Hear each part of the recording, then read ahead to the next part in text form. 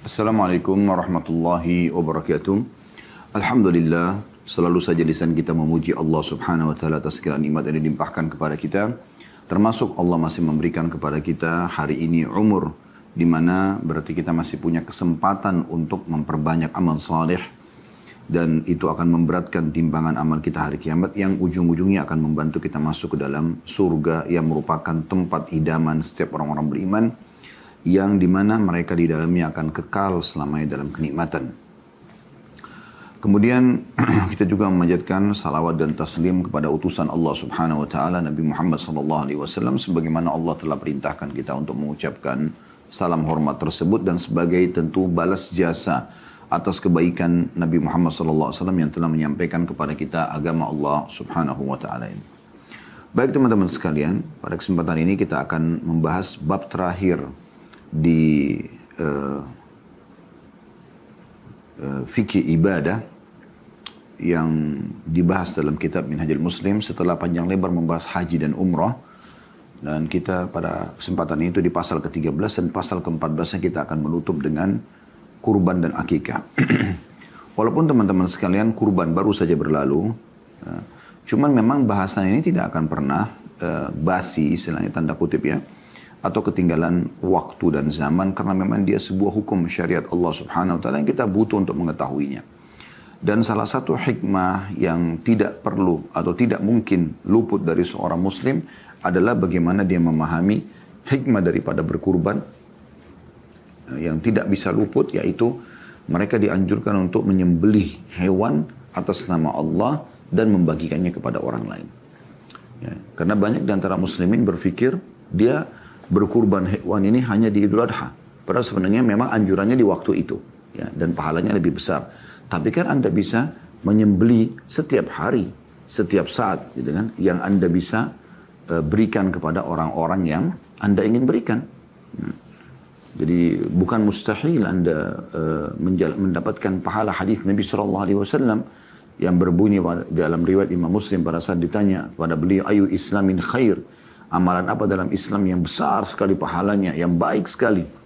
Maka kata Nabi SAW, tuti'imut ta'am, wa tusallimu ala man ta'rif, wa man lam ta'rif. Engkau memberikan makan kepada orang. Dan engkau mengucapkan salam kepada orang yang kau kenal dan kau tidak kenal. Maksud dalam memberikan makan adalah menyembelih hewan. Dan ini dilakukan oleh seorang sahabat Ansar pada saat kedatangan Nabi Muhammad SAW. Yang beliau lakukan adalah, beliau langsung menyembelih seekor anak domba atau seekor domba yang beliau hidangkan untuk baginda Nabi alaihi salatu wassalam. Ya. Dan juga kita tahu bagaimana Nabi Ibrahim alaihissalam dalam Al-Quran digambarkan pada saat beliau kedatangan tamu malaikat yang menyamar jadi manusia yang datang untuk menyampaikan berita gembira kalau istrinya Sarah akan hamil dan melahirkan Ishak alaihi salatu wassalam. Sekaligus juga mereka diutus untuk menghancurkan kaum Lut, kaumnya Nabi Lut yang berbuat kezaliman, menyebarluaskan homoseksual yang Allah Subhanahu wa taala haramkan. Maka yang paling pertama Nabi Ibrahim lakukan adalah beliau menyembelih seekor anak sapi yang beliau hidangkan buat tamunya walaupun beliau belum tahu siapa tamunya.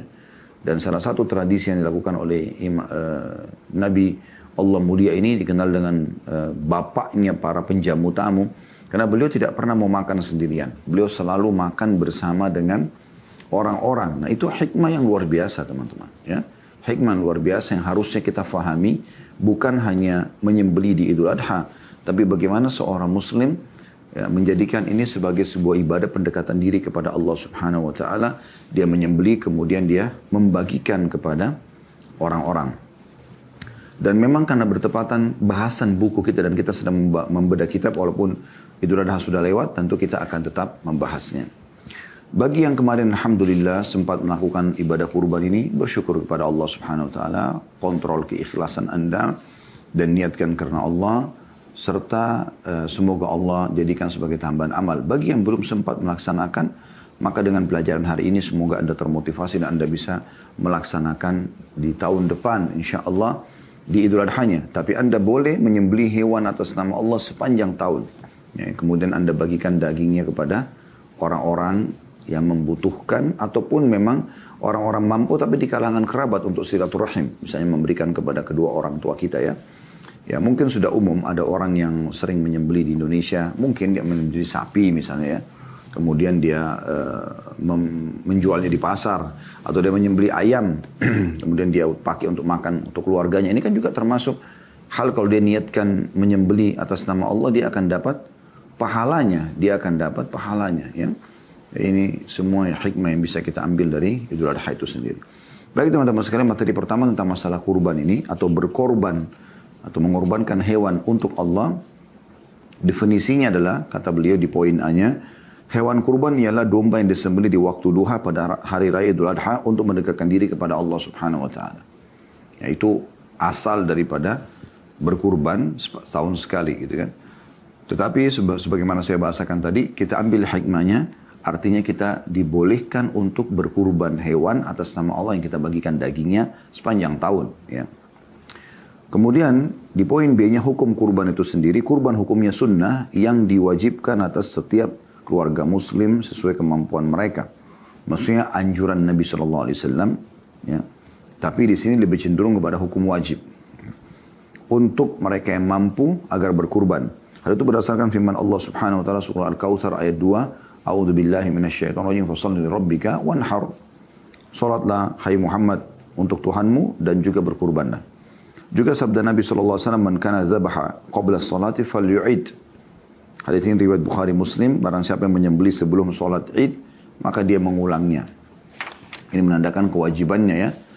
Jadi kalau menyembelih sebelum salat Id, itu berarti menandakan kurban biasa. Artinya dia berkurban bukan mendapatkan pahala di Idul Adha-nya. Ya, karena ini ada perintah waktu di Idul Adha. Tapi kalau orang menyembelih sebelumnya tetap ibadah. Ya, tetap ibadah. Dia tetap dapat pahala kalau dia niatkan karena Allah Subhanahu wa taala. Tapi tidak sebesar pahala kalau di Idul Adha-nya.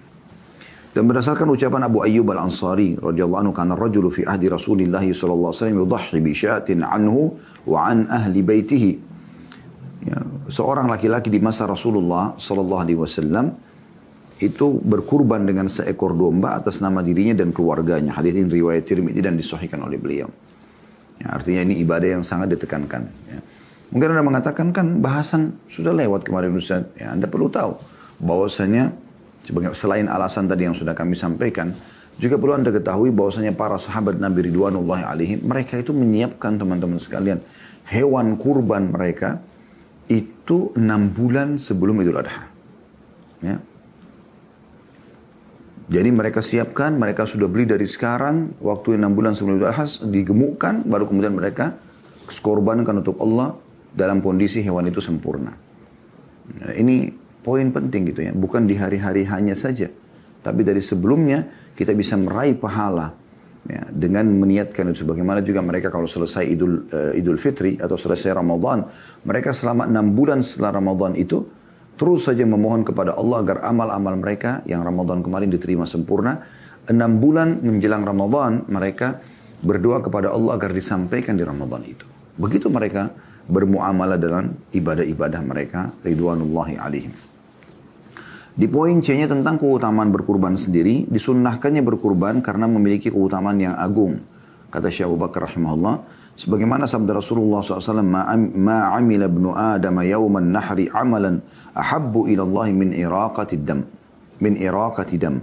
Wa innaha la ta'ti yawmal qiyamati biquruniha wa adfaliha wa adlafiha. Saya ulangi, wa innaha la ta'ti yawmal qiyamati biquruniha wa adlafiha wa ash'ariha wa inna ad-dama la yaqa'u min Allah azza wa jalla bimakanin qabla an yaqa'a al-ard fatibu biha nafsa. Artinya, tidaklah seseorang manusia berbuat suatu amal pada hari nahar Idul Adha ya, yang lebih dicintai Allah daripada menumpahkan darah atau hewan kurban. Sesungguhnya hewan kurban itu akan datang pada hari kiamat dengan tanduk, kuku dan bulunya. Dan sesungguhnya darah atau hewan kurban itu pasti menempati suatu tempat di sisi Allah Azza wa Jal dengan ridhonya lalu diterima. Sebelum darahnya jatuh ke atas tanah, maka hendaklah dirimu merelakannya dengan baik. Hadis ini diriwayatkan Ibnu Majah dan juga Tirmidzi dan dihasankan oleh beliau. Jadi hadis ini jelas sekali ada motivasi untuk berkurban di Idul Adha itu ya. Dan bagaimana hewan-hewan ini tidak hilang. Mungkin di mata kita sembelih, dikulitin, kulitnya dimanfaatkan, dagingnya dibagikan, seakan-akan hilang. Tapi pada hari kiamat dipastikan oleh Nabi SAW itu akan datang. Tetap akan datang pada hari kiamat. Hewan tersebut lengkap dia dihadapkan di hadapan penyembelihnya bahwasanya ini hewan dulu yang kamu sembelih dan akan ada pahala sendiri di sisi Allah Subhanahu wa taala. Juga pernah ditanyakan oleh para sahabat Nabi kepada ridwanullah alaihim kepada Nabi sallallahu alaihi wasallam, "Ma hadhihi al-adhahi?" Qala sunnatu abikum Ibrahim. Qalu ma lana minha? Qala bi kulli sya'ratin hasana. Qalu fas-suf. Qala bi kulli sya'ratin min as-sufi hasana. Hadis ini riwayat Ibnu Majah dan Tirmidzi dengan sanad hasan. Artinya, apakah kedudukannya penyembelihan hewan kurban ini? Maksudnya keutamanya apa sih kita harus berkurban? Maka kata Nabi SAW, itu adalah sunnah bapak kalian Ibrahim. Jadi yang kerjakan pertama Nabi Ibrahim AS yang tidak jadi menyembelih anaknya Ismail AS. Mereka bertanya lagi, lalu apa yang kita peroleh kalau kita berkurban? Kata Nabi SAW, kita memperoleh kebaikan pada setiap helai bulu wolnya. Pada setiap bulunya satu pahala. Anda bisa bayangkan, jadi makin besar hewannya, maka makin besar pahalanya kan gitu. Karena makin banyak bulunya gitu. Lalu mereka bertanya lagi para sahabat Nabi, bagaimana dengan bulu wolnya? Beliau menjawab, setiap helai bulu wolnya dibalas satu kebaikan juga. Dan ini merupakan pahala yang besar. Artinya setiap bulu, dan kita tidak tahu berapa ribu bulu di situ. Bahkan kadang-kadang kita kalau sembelih domba, bulunya sangat lebat. Ya. Itu semua dinilai pahala di sisi Allah Subhanahu wa ta'ala. Kemudian poin D-nya hikmah daripada berkurban. Yang pertama mendekatkan diri kepada Allah Ta'ala dengan berkurban. Karena Allah Subhanahu wa ta'ala telah berfirman. Tadi sudah kita bacakan surah Al-Kawthar ayat 2. A'udhu billahi minasyaitonirrajim. Fasalli rabbika wanhar. Suratlah hai Muhammad, ya, untuk Tuhanmu dan berkurbanlah.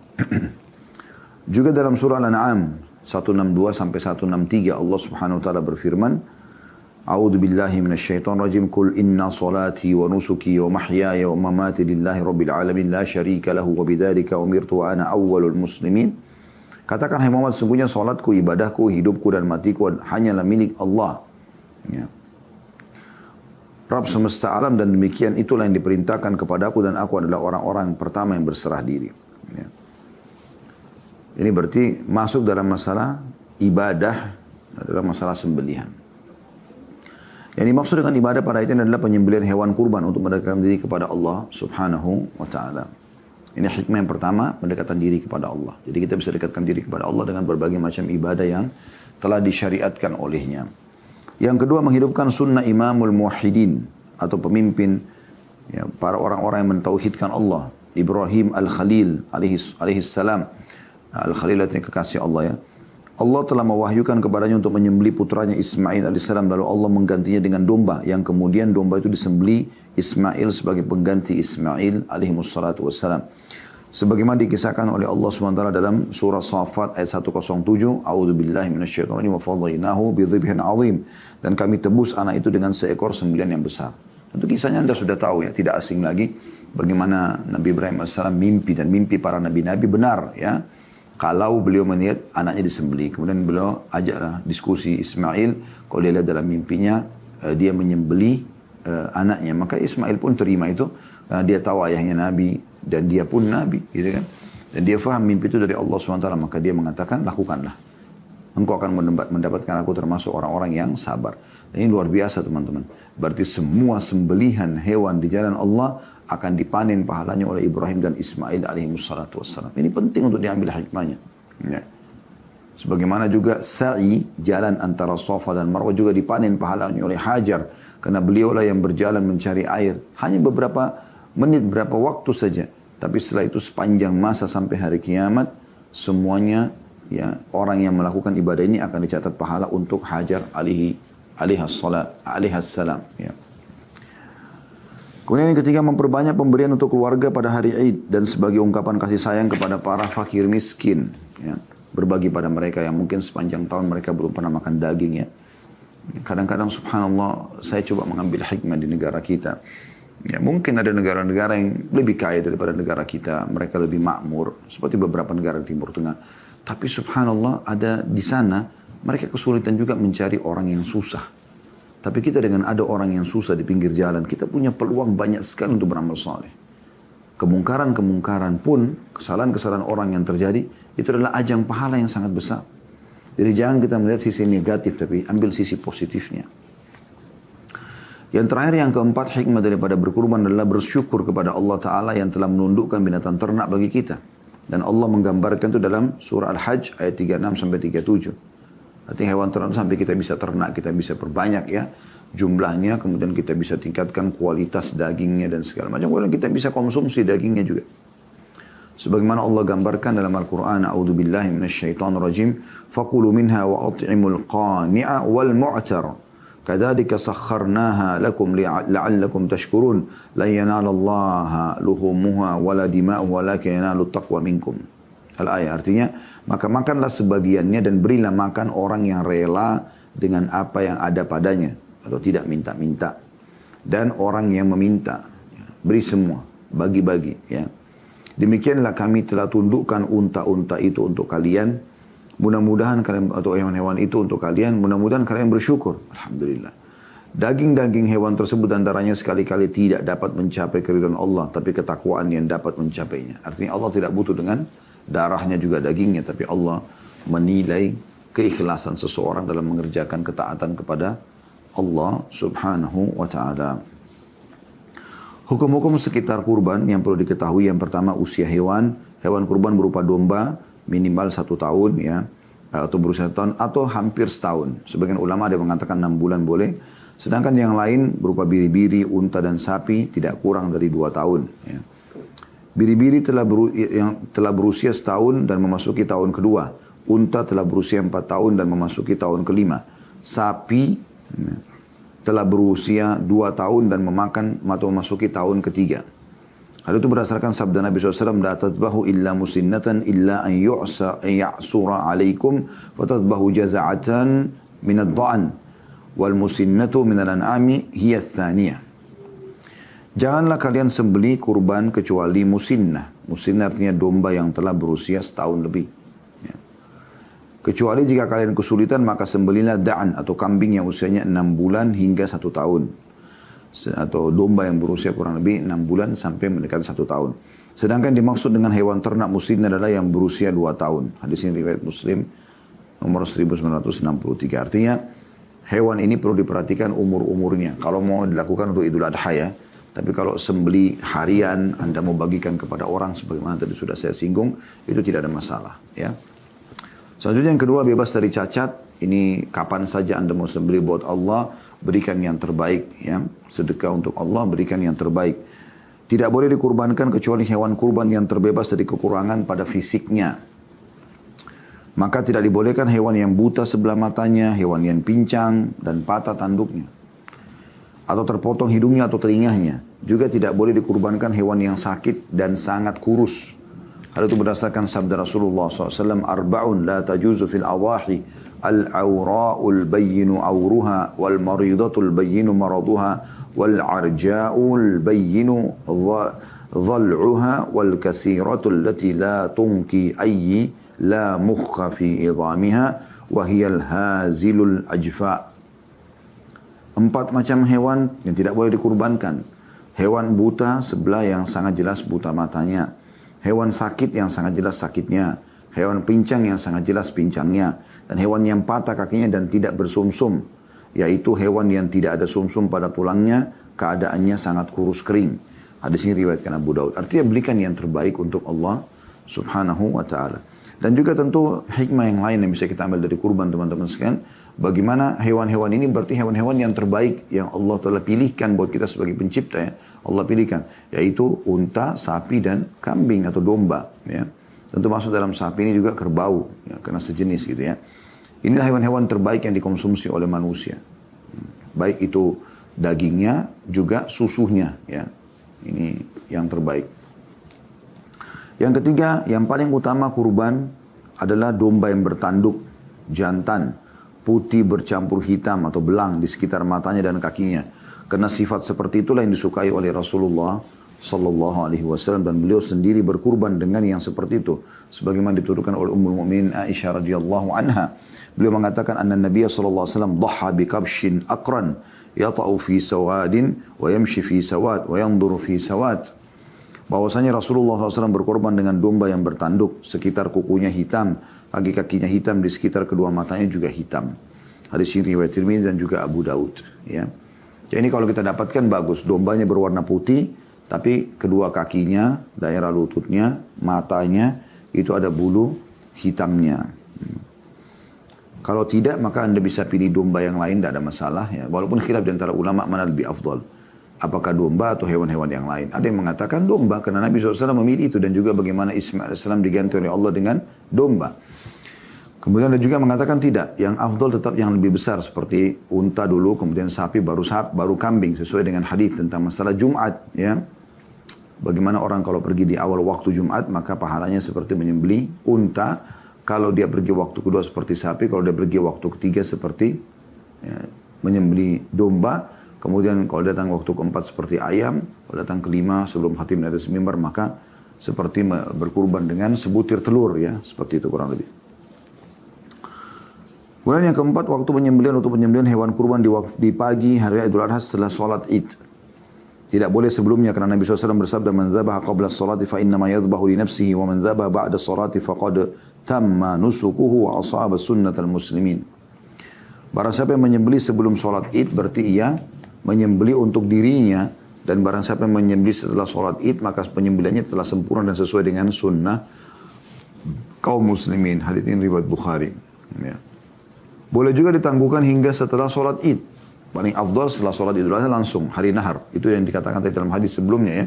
Bahwasanya yang paling Allah cintai amal di hari nahar atau hari raya Idul Adha adalah berkurban, menumpahkan darah hewan.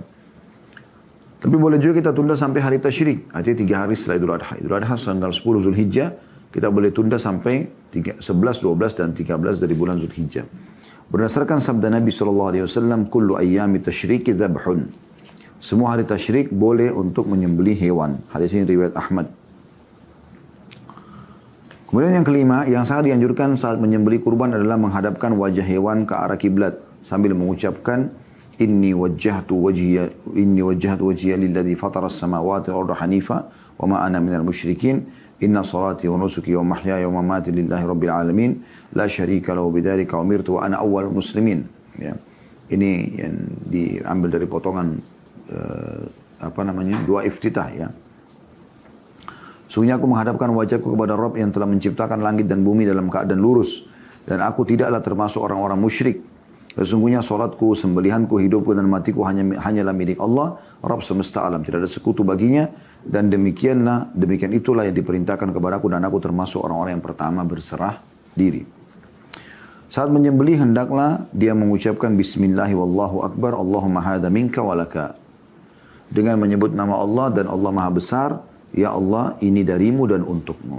Ini sunnahnya menyebutkan itu ya. Kemudian yang keenam, boleh mewakilkannya. Seorang muslim dianjurkan untuk menyembelih sendiri hewan kurbannya kalau dia mampu, dekat, dan dia juga terbiasa. Tapi boleh juga mewakilkan kepada orang lain. Hal itu tidak berdosa dan tidak ada perbedaan pendapat di antara para ulama mengenai hal ini. Yang ketujuh, pembagian yang dianjurkan. Daging kurban dianjurkan untuk dibagi 3. Dimakan sendiri bersama keluarga, keluarga orang yang berkurban ya, sepertiga lagi disedekahkan dan sepertiga lagi dihadiahkan untuk rekan-rekannya. Demikian berdasarkan sabda Nabi SAW, "Kulu waddakhiru wa tasaddaqu." Makanlah dan simpanlah serta bersedekahlah. Hadis ini diriwayatkan oleh Bukhari. Boleh juga disedekahkan semuanya dan boleh juga tidak ada yang dihadiahkan dari daging kurban tersebut. Jadi bebas. Boleh nggak saya sembelih domba, semuanya saya simpan buat saya makan sekeluarga? Boleh. Saya sembelih sapi semuanya, saya pakai, boleh. Tapi kalau Anda mau lebih afdal, Anda bagi. Sepertiganya Anda makan dengan keluarga. Dan ini mengatakan boleh dan dianjurkan makan daging, terutama 3 jenis hewan ini ya. Unta, sapi, dan kambing atau domba. Sepanjang tahun tentunya. Kemudian boleh juga sepertiganya Anda sedekahkan umum untuk orang miskin. Sedekahnya Anda sedekahkan kepada orang-orang rekan-rekan yang walaupun mampu. Jadi boleh saja Anda saling berbagi satu sama yang lain gitu ya.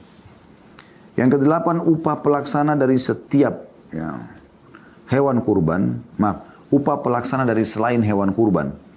Orang yang mengurusi hewan kurban tidak diberi upah dari bagian hewan kurban tersebut. Ali bin Abi Thalib radhiyallahu anhu mengatakan Rasulullah SAW menyuruhku untuk mengurusi untanya dan bersedekah dengan daging, kulit dan isi perutnya. Dan agar tidak memberi apa-apa kepada orang yang menanganinya. Ia mengatakan kami memberinya upah dari yang kami miliki. Hadis ini riwayat Bukhari Muslim. Artinya, ya menyembelih kasih duit.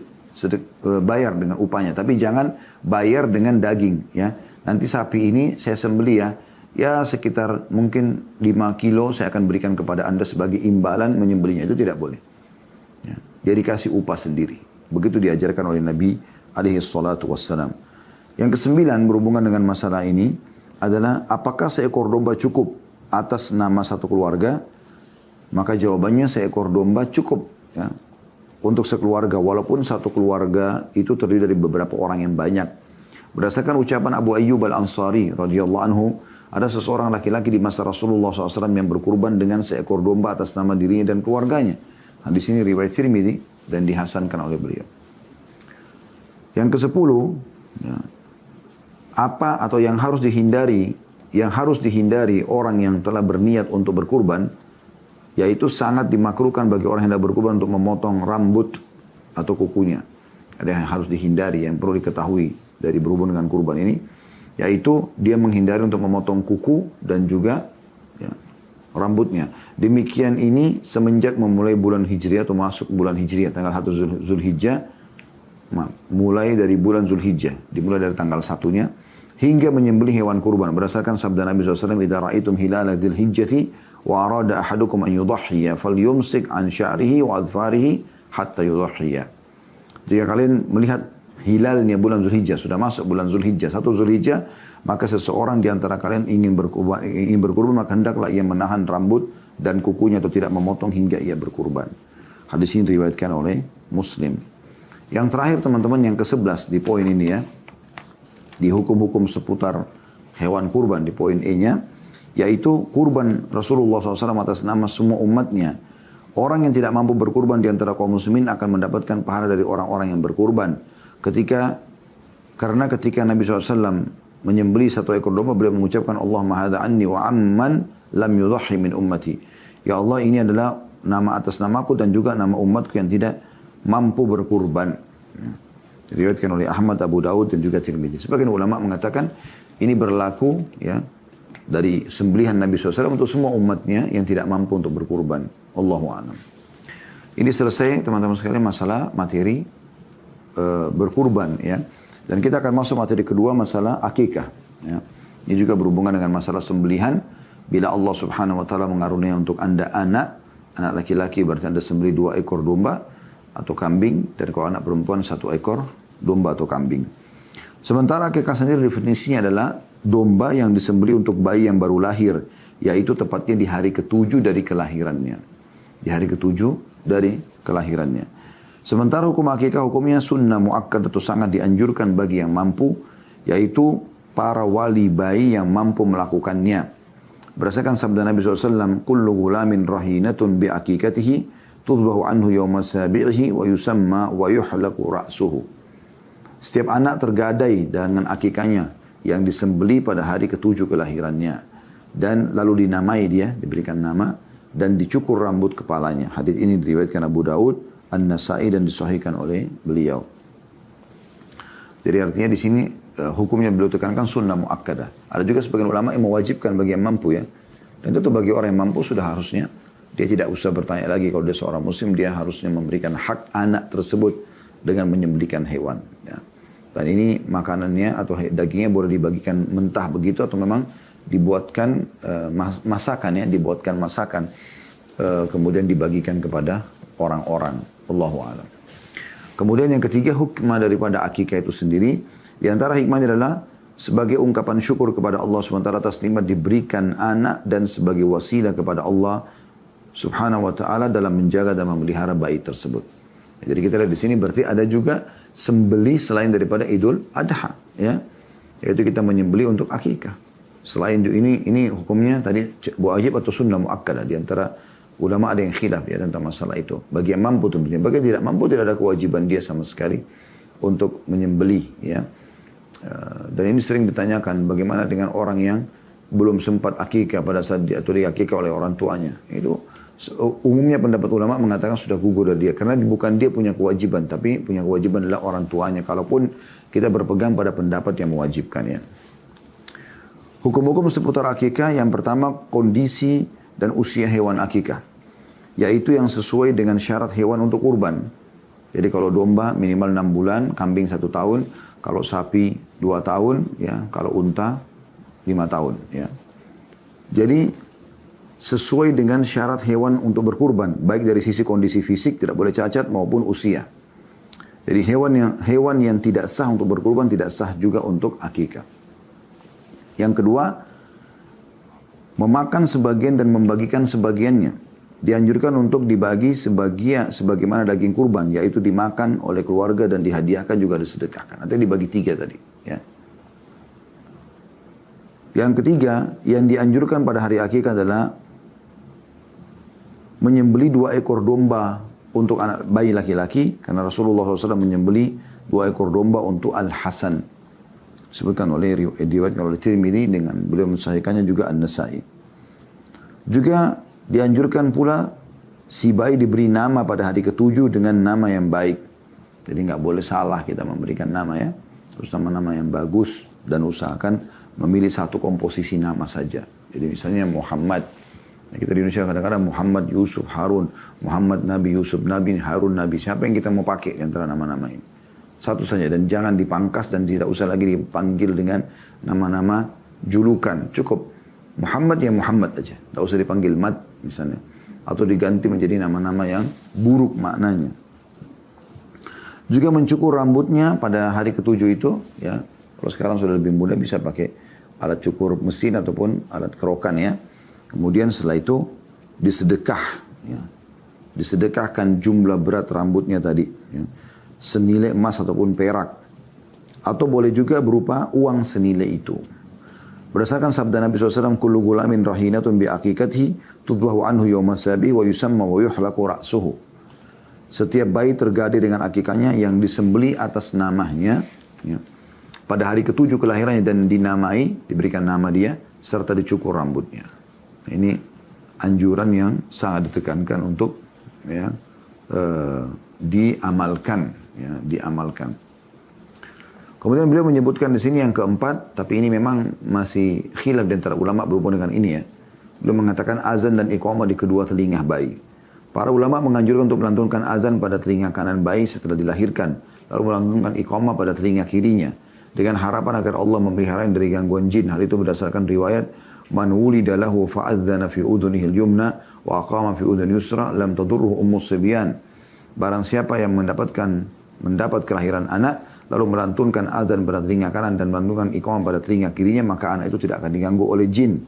Hadis ini riwayat Ibnu As-Sunni nomor 623 ya. Tetapi hadis ini teman-teman sekalian dilemahkan oleh Syekh Albani dan juga ulama-ulama hadis yang lain. Artinya kalaupun kita kembali kepada pendapat Ibnu Qayyim rahimahullah, beliau masih lebih cenderung kepada masalah azan ya. Iqamah ini lebih lemah dari sisi hukum ya. Sehingga mungkin kalaupun ada yang mau melaksanakan maka mereka azan ya, di telinga kanannya. Karena hadis ini tidak dipegangi oleh para ulama hadis kalau Anda kembali, karena dia sangat lemah hadis ini ya. Kemudian yang terakhir yang kelima, lewat 7 hari tapi belum menyembelih akikah, boleh disembelihkan pada hari ke-14, hari ke-21. Jika si bayi meninggal sebelum hari ke-7 maka tidak perlu akikah. Ini poin terakhir berhubungan dengan masalah akikah itu sendiri. Artinya hari ke-7 yang paling afdal. Jadi Anda misal anak itu lahir hari ini, berarti hari ini sudah dihitung hari pertama. Walaupun sudah menjelang jam 12 malam. Gitu kan. Anda masih hitung hari ini. Misalnya hari ini hari Selasa. Maka hari Selasa Anda hitung. Gitu kan. Berarti Selasa misalnya kalau hari ini lahir, kita hitung kemudian Rabu, ya, besok, lusa, Kamis, Jumat, Sabtu, Ahad, Senin. Berarti hari Senin depan dia sudah di akikah. Ya, seperti itu. Nah, ini sunnahnya yang diperintahkan dalam agama Islam. Sementara hadis yang berhubungan dengan masalah yang tidak sempat menyembeli di hari ke-7, maka boleh di hari ke-14, hari ke-21 juga dinukil oleh Ibnu Qayyim rahimahullah dalam buku beliau berhubungan khusus membahas masalah akikah ini ya. Tetapi pendapat yang paling kuat kalau ada yang meninggal sebelum hari ke-7, karena hari ke-7 penentuan akikahnya, maka tidak perlu diakikah bayi tersebut. Ya, termasuk yang meninggal di perut ya. Kalau misalnya dia sudah di atas 4 bulan maka tidak ada akikah lagi. Tapi sebagian ulama membolehkan kalau memberikan nama, ya memberikan nama, Allahu alam. Jadi ini bahasanya teman-teman sekalian berhubungan dengan masalah bab terakhir dari fikih ibadah, dan insya Allah kita akan masuk ke depannya dengan fikih atau bab yang terakhir dalam buku ini, bab kelima. Ini bab yang paling panjang juga sebenarnya dari semua bab yang sebelumnya, yaitu bab fikih muamalah. Jadi dimulai insya Allah dengan bab jihad. Artinya muamalah itu berinteraksi dengan manusia ya. Maka kita akan bahas fikih berhubungan dengan jihad di pasal pertamanya insya Allah pada pertemuan akan datang. Allahu a'lam.